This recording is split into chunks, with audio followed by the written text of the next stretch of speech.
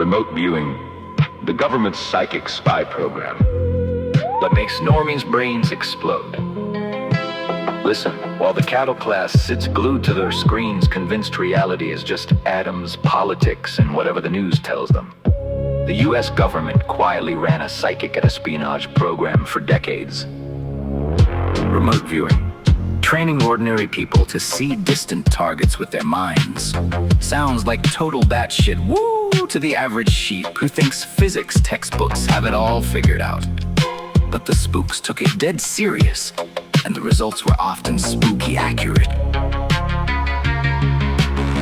Ingo Swann, the godfather who helped coin the term, once remote viewed Jupiter back in 1973 and described a ring system no one knew existed, yet Voyager confirmed it years later. Pat Price, another star viewer in the early CIA efforts, nailed the secret.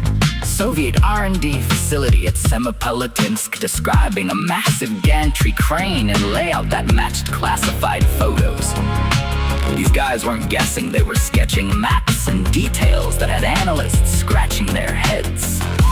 Lynn Buchanan, one of the program's trainers and viewers who worked the military side into the 90s, helped refine techniques still used by serious practitioners today.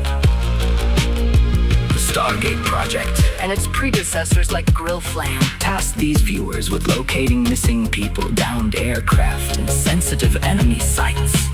Historical hits include pinpointing Soviet submarine locations and hostage situations where conventional intel came up dry. One standout session had a viewer describing ancient Mars from about 1 million years ago.